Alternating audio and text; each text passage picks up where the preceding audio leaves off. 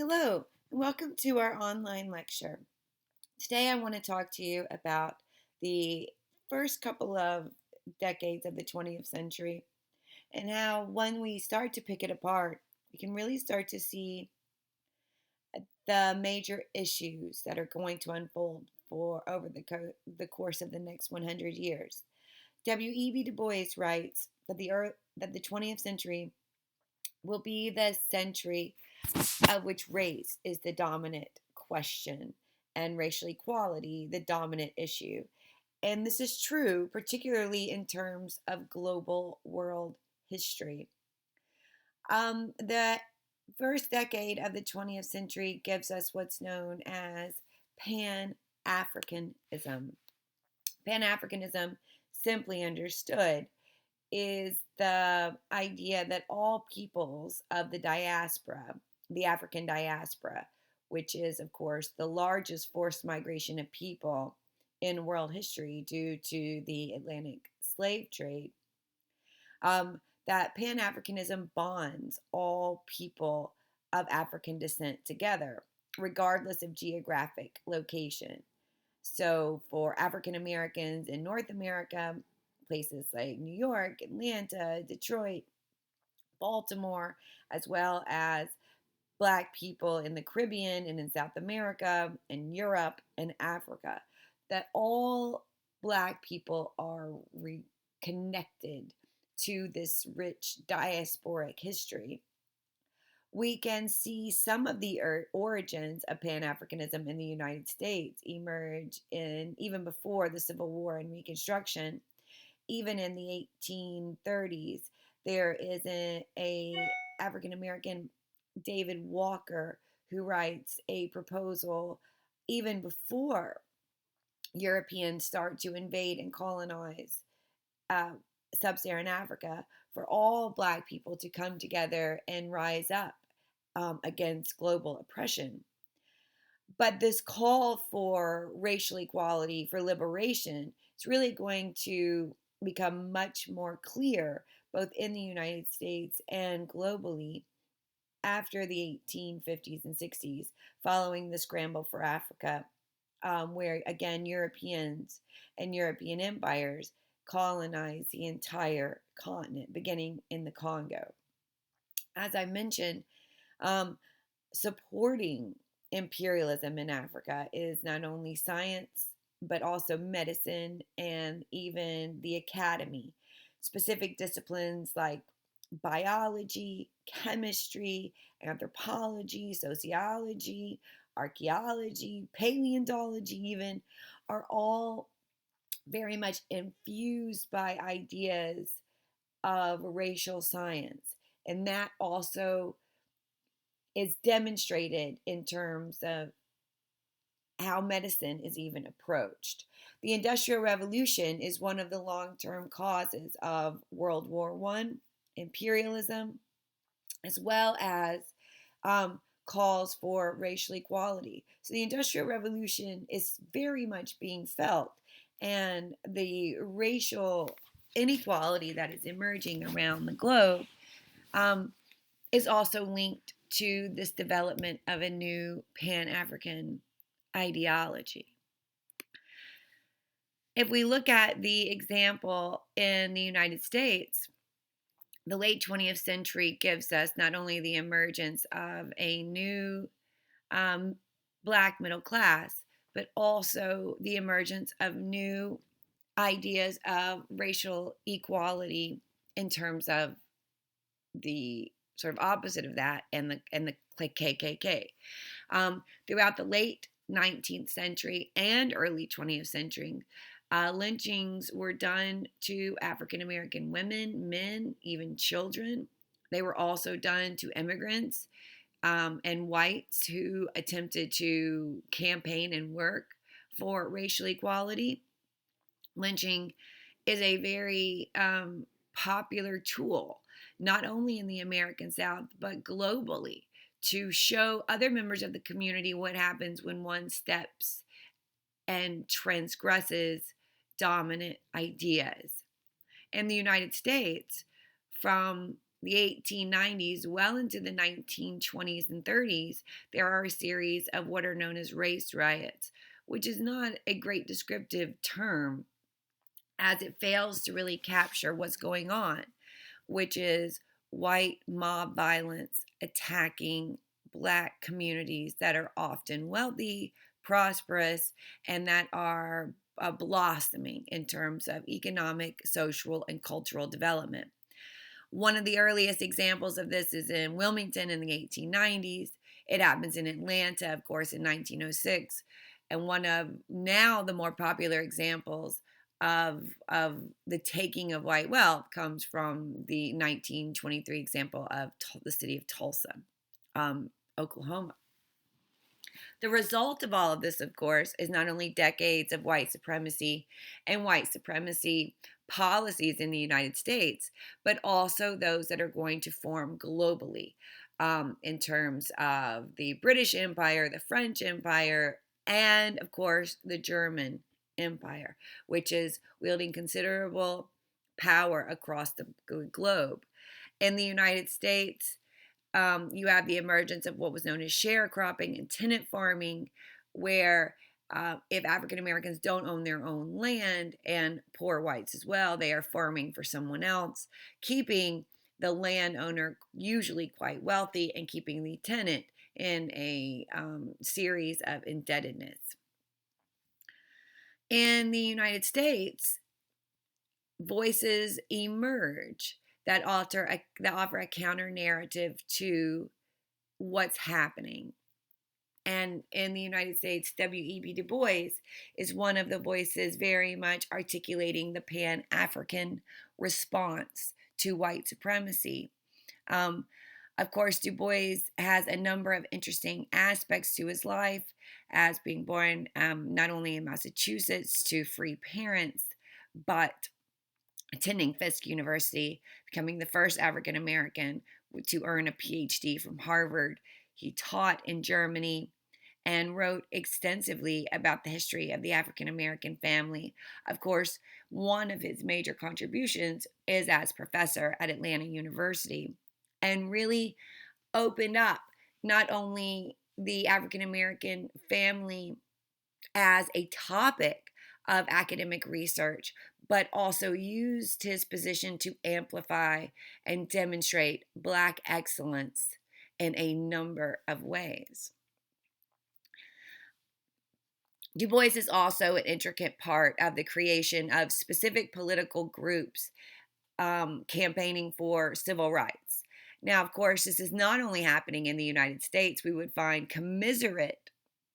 comparable groups forming in India against the British in South Africa, so people can have access to the same rights as whites. Any place that there is imperialism, we've seen local people try to articulate a demand for the same rights. The United States is no different. Here we have the example of the NAACP, which starts to organize around 1905 and is interracial, is using a strategy of combating racism in the courts and the legislature, as by the 1890s, the United States is living under Jim Crow laws, which is full racial separation. The United States is not alone in this effort. If we were to look at India, we would find racial separation. We would find racial separation going on across sub-Saharan Africa, and we would see it in tandem with the development of imperialism. Now, in the United States, we see that the NAACP was having both successes and setbacks in accomplishing the goal of using the courts to gain racial equality.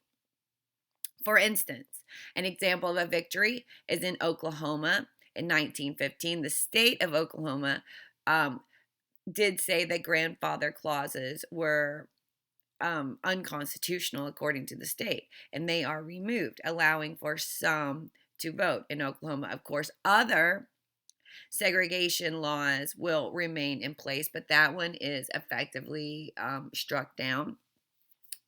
Segregation ordinances in Louisville, Kentucky, are also effectively struck down in 1917.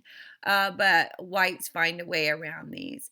And again, there's no national legislation against lynching, even though the NAACP is pressing the United States House to pass an anti-lynching bill. As we see throughout the early part of the 20th century, I'm not sure what you expect the NAACP's membership to be, but pay attention to these numbers as they're pretty low, especially in comparison to other civil rights organizations that are amplifying a different message. The membership of the NAACP around 1916 is roughly 9,000, and 1920 is roughly 90,000. So, what changes in between these years that are creating a space where people want to join? There are a number of ways that we might look at this data and fill in these gaps. But the emergence of the First World War, the Great Migration, as well as an increase in lynching, those three things are going to help explain why we see this dramatic rise in membership. The crisis, of course, is the magazine that's articulated, that is published by the NAACP.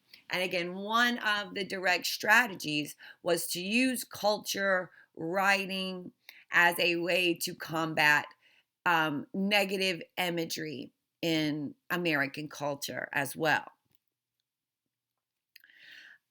Du Bois helps to organize two different Pan-African conferences. The first in 1900, the second in 1919, right after the First World War.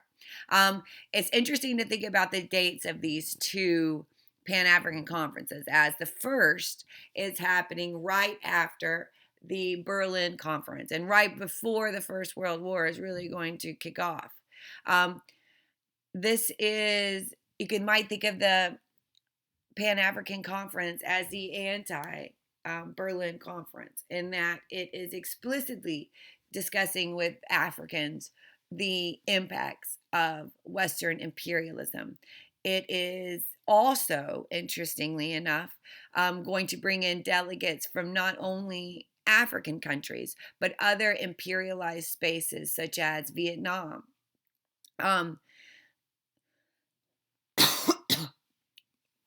Bring in a robust delegation of those who are oppressed by European imperialism. It takes place in London. It also included a number of voices from people who were unable to attend. They also submitted a protest letter to Queen Victoria. She was the queen of the British Empire. And again, if you remember from before, the majority of the land of Africa is taken by the British. So this protest letter, again, was a way that that people felt that the government could not ignore what African people had to say. And African people did not want to be colonized. It's important to remember that Africans in British sub-Saharan Africa will also be forced to be drafted. So they have to apply to, males have to apply to conscription laws. They're fighting for a cause to keep the world safe for democracy, even though democracy is not applied to them, which is very similar to what's going on in the United States. The second Pan-African Conference occurs about 20 years later. It's going to occur after the First World War is over. It takes place in Paris. And this one specifically states the grievances of both African American troops and colonized Africans and people of color who do not have any sort of democratic votes in European governments. The second Pan-African Conference also explicitly addresses the economic development of sub-Saharan Africa and the lack of it for indigenous people. Globally, the Harlem Renaissance becomes such an important point of Pan-African understanding um, and awareness. And the Harlem Renaissance certainly has Harlem connected to it, but Harlem is changing because to immigration and the growth of even Afro-Caribbean people who are moving into New York and other parts of the United States for the first time. Um, the Harlem Renaissance is best known as a artistic and cultural movement of the 1920s, but it has all these other parts to it. It is related to the Great Migration of African Americans moving south to north because of greater opportunities opening up in factories and other industrial spaces in the American North. Um, I would also add that there's a mini Great Migration also happening into Atlanta on a local level in the early 20th century. Um, there is a rising black middle class and the emergence of what's known as the new Negro class, a terminology coined by Atlanta University professor Elaine Locke. Much of this black middle class wealth is being generated through HBCUs, if not the majority of those individuals who are becoming a part of the black middle class are being educated at HBCUs. Um, Other events that are creating this global awareness of the Harlem Renaissance is, of course, the types of cultural products that are being created, such as movies, poetry, music. Certainly, jazz becomes the most popular form of music on the planet in the 1920s.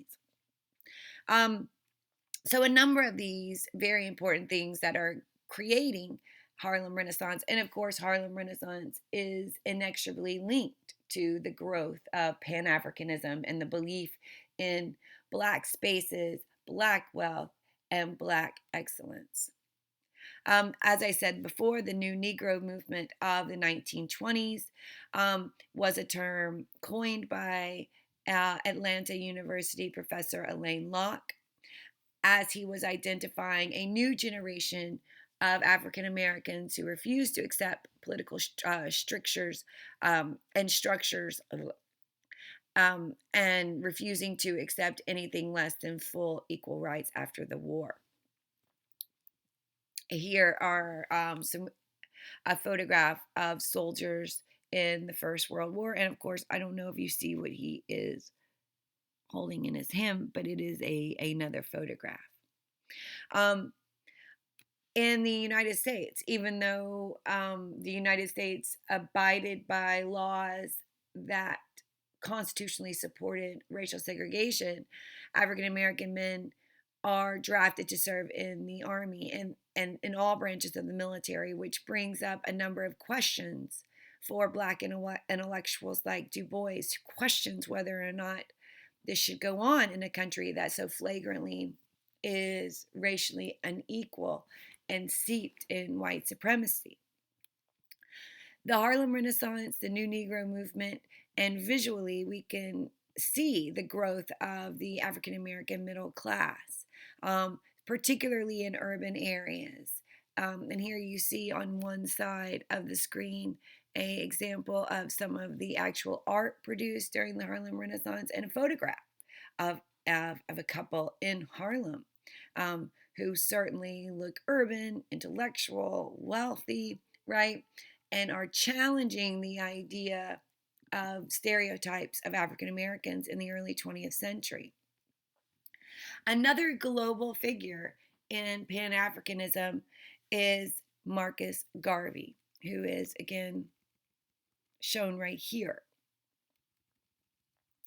Marcus Garvey is going to articulate and going to lead a group known as the Universal Negro Improvement Association, the UNIA. And compared to the NAACP, it was by far the largest civil rights organization of the early 20th century. If the NAACP was attempting to court middle class African Americans, then the UNIA was really looking for the masses, ordinary people to join, not necessarily educated, not necessarily well um, understood in terms of global interactions, but really saw a movement of Black people for Black people, um, and not going after to change the laws, but creating Black specific spaces. This the UNIA had not only chapters from Harlem to New Orleans, but was a worldwide movement that again had nearly a million doing dues paying members. If the NAACP had 90,000, they had a million. So we might also take the time to try to understand why the UNIA became a much more popular movement among Black people across the world than the NAACP. Marcus Garvey was born in Jamaica. He was raised in a place that was formulated by British colonialism. Jamaica was part of the British Empire. Um, Also, in a place like Jamaica, um, very racially unequal practices and laws. And he's going to really speak to not only um, the Black people in Jamaica, but people of African descent across Central America and the Western Hemisphere. And one of the ways he's reaching so many people is through the publishing of a newspaper called the African Times and Orient Review. And this newspaper was very much focused on exposing what's happening globally in terms of race because of the oppression of Africa and the expansion of Western empires. It has a global audience, it's focused on global race, and again, is creating a network of people around the world who start to see similar patterns unfolding. The aim of the UNIA, or the motto rather, was one God, one aim, one destiny. And it was really about Black self determination, creating Black owned businesses, awareness of race, and combating this. And again, a number of ways. The UNIA in the United States is very much tied to the Great Migration. When Marcus Garvey arrives in the United States, he is on a tour of HBCUs. He's going to speak in over 38 different states. And he sets up, obviously, the UNIA headquarters in Harlem. He also publishes another newspaper called the Negro World. Marcus Garvey is about empowering Black businesses, and he owned a number of different types of economic business ventures under this group known as the Negro Factory Corps, where they own groceries, restaurants, printing presses, laundry facilities, doll factories. Why is this important? Obviously, because they're going to make Black dolls, Black toys, uniform factories. They are also going to have transportation and host conventions from all over the world. You also see a celebration of this in chapter parades and local community parades. So they're demonstrating this in so many other ways.